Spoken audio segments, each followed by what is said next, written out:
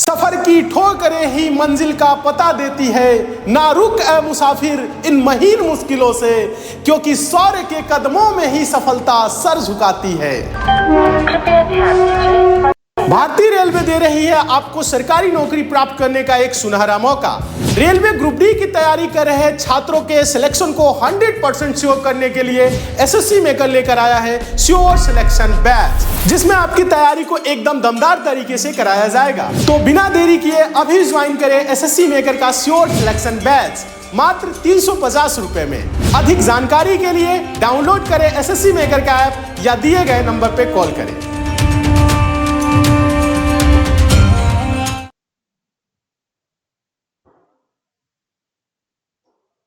Hello, नमस्कार प्यारे बच्चों, गुड मॉर्निंग, राधे राधे, राम राम, जय हिंद। कैसे हैं आप लोग?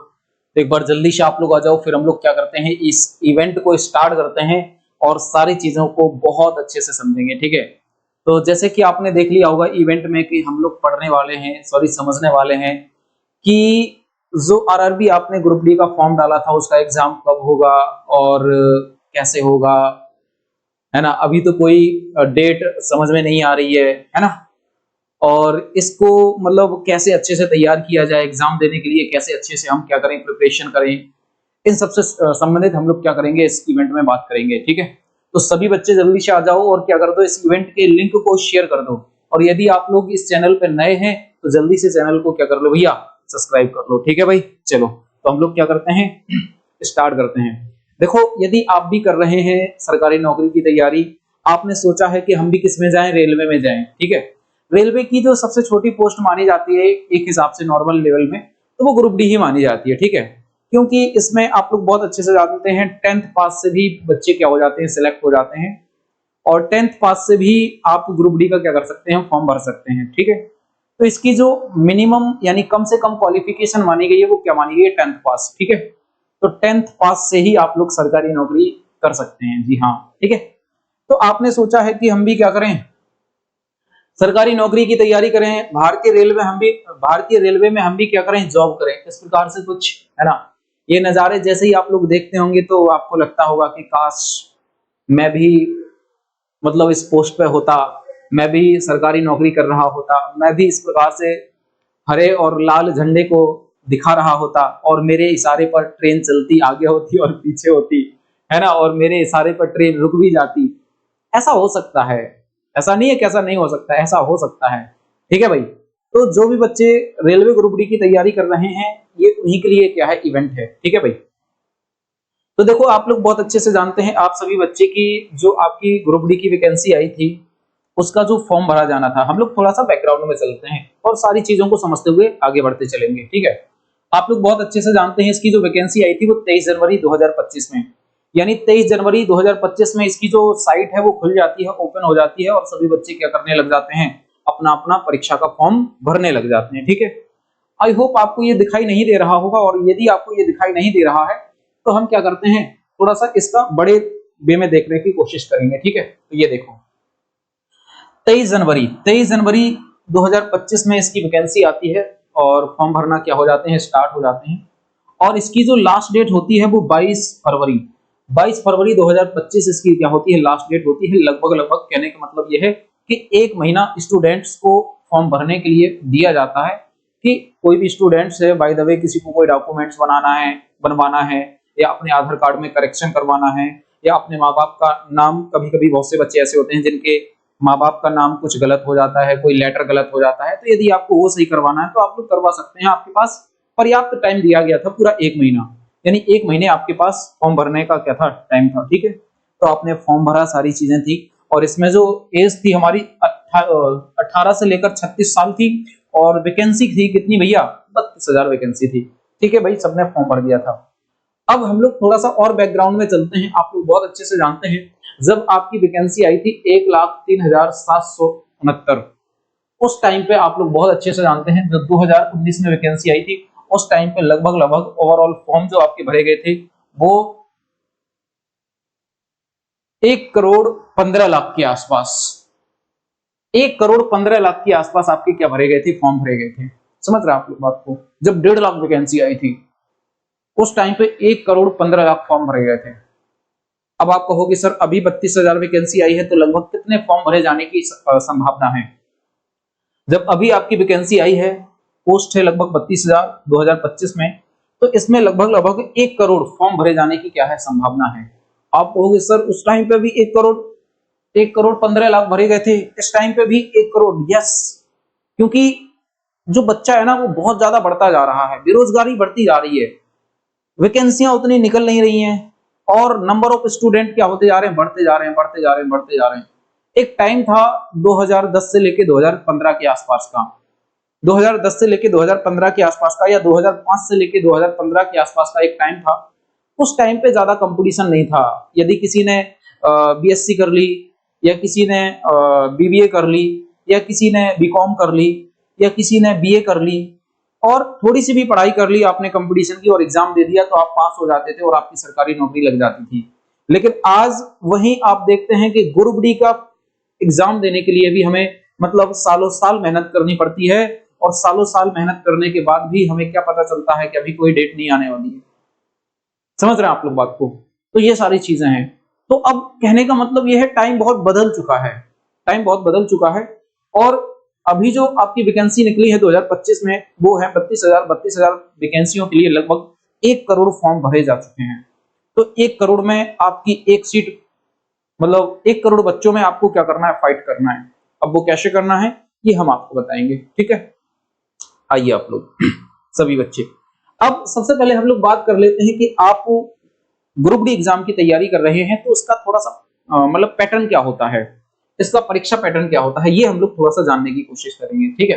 तो देखो, आप लोग बहुत अच्छे से जानते हैं, आप कर रहे हैं रेलवे ग्रुप डी एग्जाम के रेलवे ग्रुप डी एग्जाम की तैयारी कर रहे हैं, तो इसका हम लोग थोड़ा सा पैटर्न देख लेते हैं कि इसका आखिर पैटर्न है क्या ग्रुप डी के एग्जाम्स का। देखो, आप लोग बहुत अच्छे से जानते हैं, इसका जो पेपर होगा वो 100 नंबर का होगा और ऑनलाइन होगा। पेपर होगा जो 100 नंबर का होगा और कैसा होगा, ऑनलाइन होगा, ठीक है? जिसमें से 25 क्वेश्चन आपके किसके आएंगे, मैथ्स के आएंगे। लगभग 30 क्वेश्चन आपके किसके आएंगे, रीजनिंग के आएंगे। लगभग 25 क्वेश्चन आपके किसके आएंगे, जनरल साइंस के आएंगे। साइंस इसमें बहुत ज्यादा इंपॉर्टेंट है, ठीक है? और जनरल नॉलेज और करंट अफेयर के 20 क्वेश्चन आएंगे, ठीक है? यदि आपने साइंस को अच्छे से पढ़ लिया ना, तो यही आपका सिलेक्शन का सब्जेक्ट है साइंस। क्यों?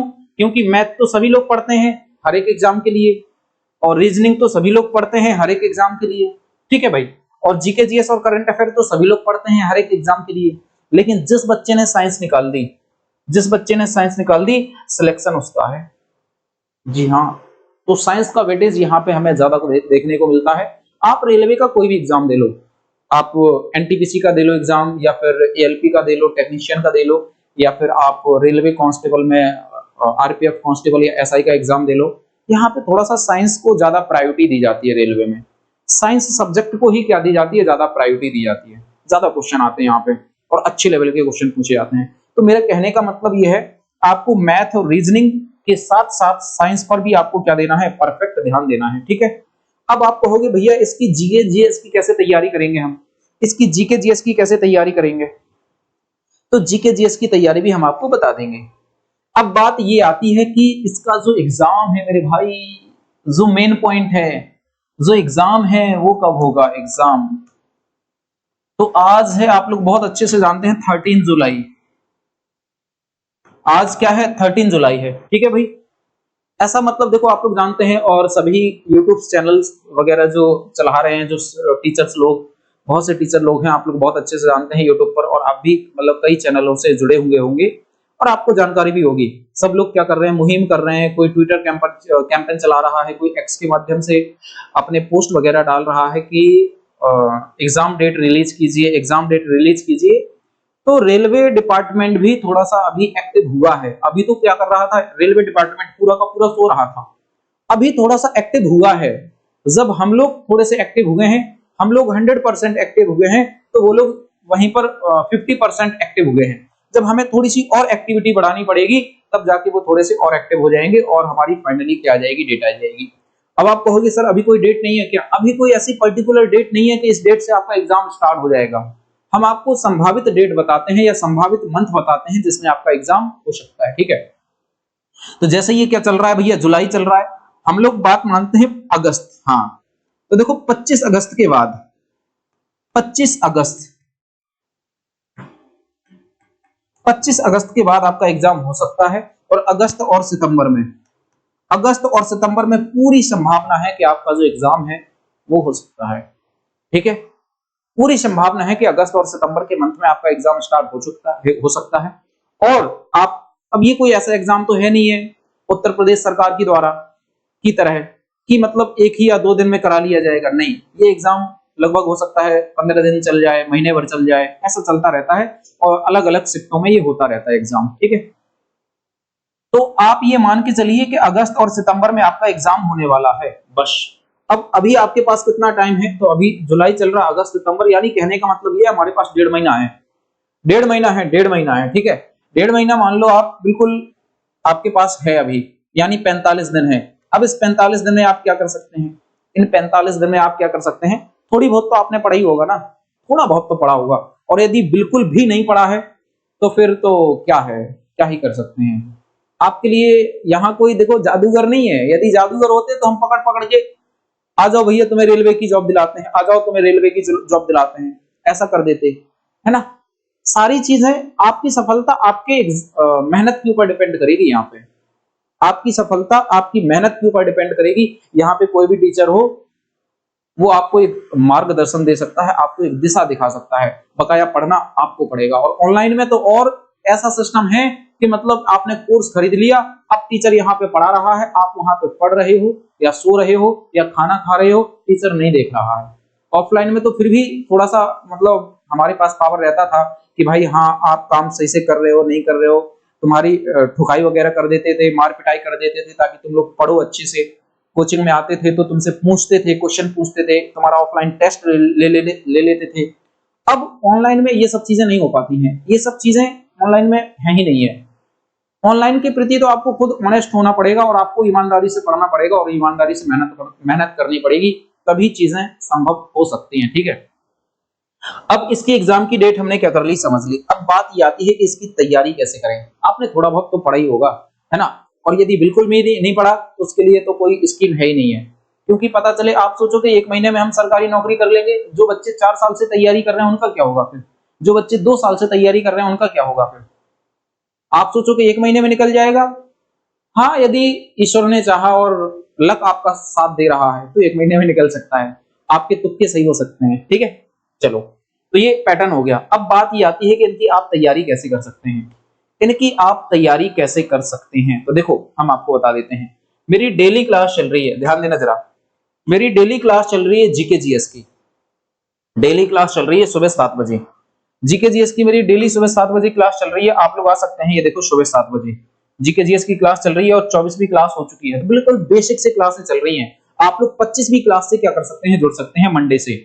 आज संडे है, मंडे से आप क्या कर सकते हैं, मंडे से आप लोग बिल्कुल जुड़ सकते हैं और हर एक क्लास में बहुत अच्छे अच्छे क्वेश्चन करवाए जा रहे हैं जीके जीएस के। तो जीके जीएस की तो आप जिम्मेदारी हमारे ऊपर छोड़ दो। ठीक है, अब बात ये आती है जीके जीएस में आते कौन कौन से सब्जेक्ट हैं, तो जैसे हिस्ट्री हो गया, पॉलिटी हो गया और ज्योग्राफी हो गया, है ना, और इकोनॉमिक्स हो गया और आपका स्ट्रैटेजी के हो गया, ये हो गया। तो ये पूरे क्वेश्चन हम आपको करवाएंगे, ये पूरे क्वेश्चन हम आपको पूरे में से पूरे फंसाएंगे, इस बात की गारंटी हम आपको देते हैं।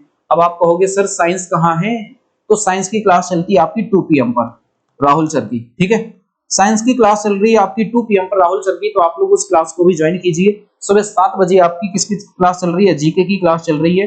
8 बजे आपकी मैथ्स की क्लास चल रही है, मैथ्स की क्लास चल रही है। 8 बजे सुबह भी चल रही है, AM पर भी आपकी मैथ्स की क्लास चल रही है और PM पर भी आपकी मैथ्स की क्लास चल रही है। तो दोनों सुबह शाम आप 8 बजे मैथ्स की क्लास को क्या कर सकते हैं, ज्वाइन कर सकते हैं। ठीक है,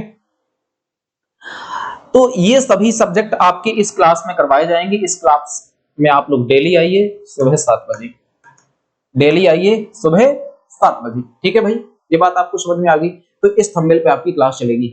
अब आप कहोगे इसकी हम बेस्ट तैयारी कहां से कर सकते हैं, तो आप तैयारी कर रहे हैं, आपका छोटा भाई तैयारी कर रहा है, आप कोई ऐसी छोटी आपकी सिस्टर है या कोई दूर दराज का कोई आपका रिश्तेदार है जो तैयारी कर रहा है ग्रुप डी की, और उनके पास अभी कोई भी सोर्स ऐसा नहीं है तैयारी करने का, तो आप उनको बता सकते हैं भाई देखो अपना बहुत अच्छा बैच चल रहा है, श्योर सिलेक्शन बैच, अपना बहुत अच्छा बैच चल रहा है श्योर सिलेक्शन बैच। ठीक है, इसकी फीस है मात्र 350 रुपए। आप श्योर सिलेक्शन बैच को परचेस करके बिल्कुल पढ़ सकते हैं और अपनी पूरी तैयारी कर सकते हैं। इसमें बिल्कुल बेसिक से पढ़ाया गया है आपको, बिल्कुल बेसिक से पढ़ाया गया है। और अभी भी कुछ क्लासें ऐसी हैं जो लाइव चल रही हैं, तो बिल्कुल आपको पूरी क्लासेस मिल जाएंगी इस बैच में। तो आप इस बैच से जुड़ सकते हैं। आप एसएससी मेकर एप्लीकेशन को डाउनलोड कर लो। एसएससी मेकर, आप एसएससी मेकर एप्लीकेशन को डाउनलोड कर लो गूगल प्ले स्टोर से, और वहां से इस कोर्स को परचेस कर लो। बाय द वे, आपको कोर्स लेने में कोई दिक्कत आती है तो आप क्या कर सकते हैं, इस नंबर पे कॉल कर सकते हैं 70 80 10 85 55, 70 80 10 85 55। इस नंबर पे आप लोग कॉल कर सकते हैं और कॉल करके आप कोई भी डाउट अपना क्लियर कर सकते हैं। तो यहाँ पे हमने देखा कि आपका एग्जाम कब हो सकता है और एग्जाम की डेट क्या आ सकती है, और प्रीवियस ईयर आपकी जो एग्जाम हुए हैं मतलब उसमें कौन कौन से फॉर्म भरे, मतलब कितने फॉर्म भरे गए हैं, ये सारी चीजें हमने समझी हैं। ठीक है, तो बस अब आपको क्या करना है, आपको मन लगा के पढ़ना है। आपके पास लगभग 45 दिन है, तो 45 दिन में बिल्कुल एकदम जी जान लगा दो और सब कुछ भूल जाओ, और केवल अपना पूरा फोकस 100% फोकस आपका पढ़ाई पर होना चाहिए। ठीक है, तो इस इवेंट में बस इतना ही था। बकाया हम लोग मिलते हैं नेक्स्ट टाइम, और जैसे ही कोई पर्टिकुलर एग्जाम डेट आएगी तो उस डेट के साथ भी हम यहाँ पे खड़े हो जाएंगे कि हाँ भैया आपकी एग्जाम डेट आ गई है, अब बिल्कुल तैयार हो जाओ। ठीक है, अभी जो संभावित तिथि बन सकती थी या संभावित मंथ बन सकता था वो हमने आपको बताया है कि एग्जाम का क्या टाइम बन सकता है। ठीक है भाई, तो बकाया नेक्स्ट टाइम मिलते हैं, सेम टाइम सेम जगह। तब तक के लिए नमस्कार, राधे राधे, राम राम, जय हिंद।